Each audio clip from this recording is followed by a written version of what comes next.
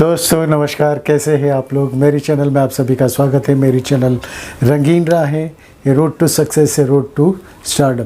दोस्तों आज कुछ अनोखी कहानी लेके आया हूँ। स्टार्स लोगों के बारे में तो आप लोगों ने सुना होगा कि वो क्या क्या अपने पब्लिक के माइंड में आने के लिए, पब्लिक के निगाहों में आने के लिए, उनके सामने आने के लिए क्या क्या तिकड़म करते हैं। लेकिन कभी आपने सोचा है कि म्यूज़िक डायरेक्टर्स लोग भी ऐसे तिकड़म करते हैं। और बहुत बड़े जाने माने म्यूज़िक डायरेक्टर्स जो की जोड़ी थी, वो जोड़ी इतनी फेमस थी कि उन्होंने 3 दशकों तक हम पे राज किया।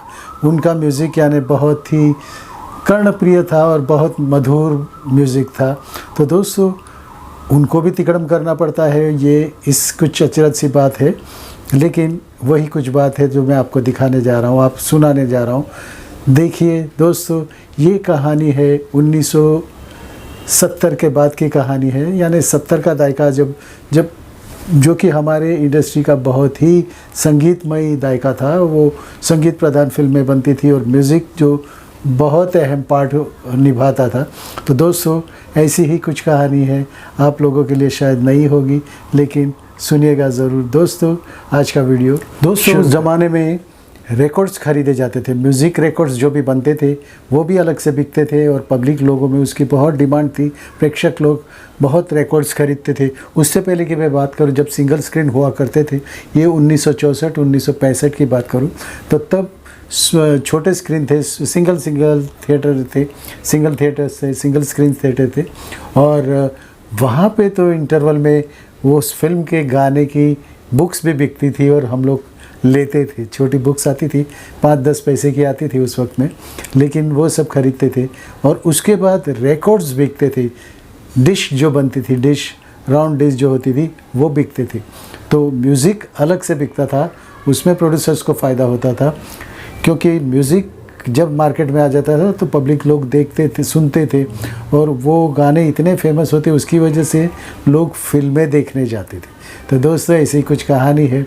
तो इन बहुत ही बड़े संगीतकार की जोड़ी है, नाम अभी नहीं बताऊंगा, बहुत ही बड़े संगीतकार की जोड़ी है। उनका कुछ ज़माना था, उस ज़माने में उनका बहुत बोलबाला था। लेकिन एक फ़िल्म आई थी, वो फिल्म का नाम भी नहीं बताऊंगा। एक फ़िल्म आई थी जिसके रिकॉर्ड्स उन्होंने मार्केट में रखे थे, लेकिन एक भी रिकॉर्ड्स बिका नहीं। कुछ रिकॉर्ड्स नहीं बिक रहे थे तो इनको लगा कि ये क्या हो रहा है। तो बहुत से दूसरे म्यूज़िक डायरेक्टर्स लोग बोलने लगे कि अभी इनका ज़माना चला गया है, पब्लिक इनको पसंद नहीं करती। देखिए रिकॉर्ड्स एक भी नहीं बिकते हैं, म्यूज़िक रिकॉर्ड्स नहीं बिकते हैं। छोटी कैसेट तो बाद में आई, लेकिन वो जो डिश थी वो बिकते नहीं थे। तो वो लोग बहुत सोच में पड़ गए कि क्या सचमुच पब्लिक हमारे म्यूज़िक को नकार रही है, या तो म्यूज़िक का जो हमारा ये ख़त्म हो गया, जादू नहीं चल रहा है इन पे।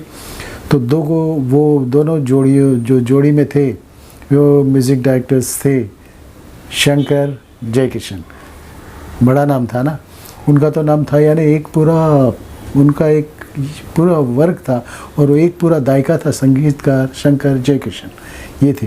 तो उनकी एक फ़िल्म आई थी, फिल्म का नाम था, फिल्म में कलाकार भी बहुत बड़े बड़े थे, साधना जी थी, शम्मी कपूर जी थे। फिल्म का नाम था राजकुमार।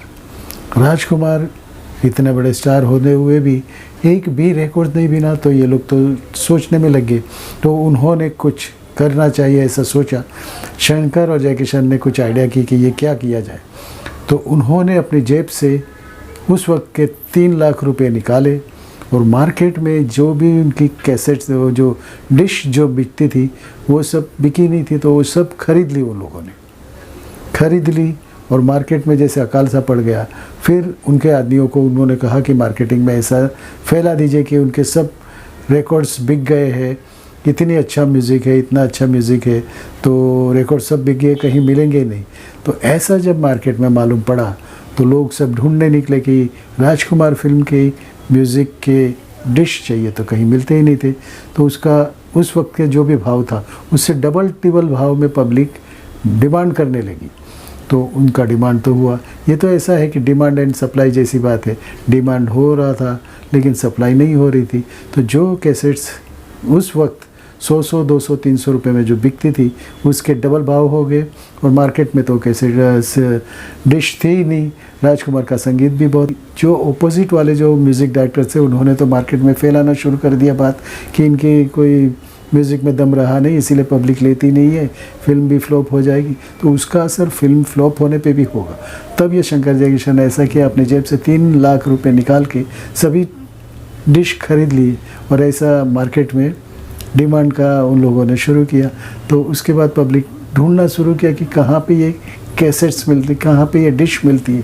तो ये डिश का डिमांड भी बहुत बढ़ गया, पब्लिक ने गाने भी सुने और ऐसे ही गाने हिट हो गए और पिक्चर सुपर हिट हो गई। तो पिक्चर जो स्लो चल रही थी, नहीं चल रही थी पब्लिक के, यानी ये तो मार्केटिंग और पब्लिसिटी का ज़माना जैसे हो गया। जैसे उन्होंने मार्केटिंग किया वैसे ही कलाकार लोग जैसे अपनी मार्केटिंग करते हैं कि ये आदमी अच्छा है, ये कलाकार अच्छा है, ये फिल्म अच्छी है। आजकल तो प्रोड्यूसर्स लोग बहुत कुछ करते हैं, वो टिकट खरीद लेते हैं और दिखाते हैं कि हाउसफुल है, इतने टिकट्स बिक गए, 500 करोड़ 100 करोड़ हो गया, 500 करोड़ हो गया, 300 करोड़ हो गया, ये सब बातें फैलाते। लेकिन जब थिएटर में जाके देखते तो सब सीटें खाली होती हैं। वो खुद ही ऐसे डिमांड यूज़ वो लोग शुरुआत करते, लेकिन वो दिखावा होता है, पेपर पे सब होता है, खरीद लिया होता है, प्रोड्यूसर्स ने खुद ही खरीद लिए होते टिकट। तो दोस्तों ऐसा उस ज़माने में भी होता था जबकि शंकर जयकिशन का ज़माना था, उनका सुंदर दौर था, संगीतमय दौर था। तो दोस्तों ऐसा भी हुआ था। तो ये कुछ थोड़ी सी बात थी, हट के बात थी, तो मैंने सोचा हमारे दर्शकों को बता दूं। दोस्तों आपको ये वीडियो कैसे लगा ज़रूर लिखिए। अगर आप नए हो मेरी चैनल पे तो नीचे दिया हुआ लोगो है उस पर सब्सक्राइब कीजिए और बाजू का लाल बटन दबा दीजिए। दोस्तों मेरे वीडियोज़ आपको बहुत अच्छे लगते हैं, धन्यवाद। आप लोगों के डीएम से मुझे बहुत खुशी होती है। आपको ये वीडियो कैसे लगा वो भी बताइएगा। दोस्तों मिलते हैं ऐसे ही किसी नए वीडियो में, तब तक भारत माता की जय, वंदे मातरम, I love you friends and नमस्कार।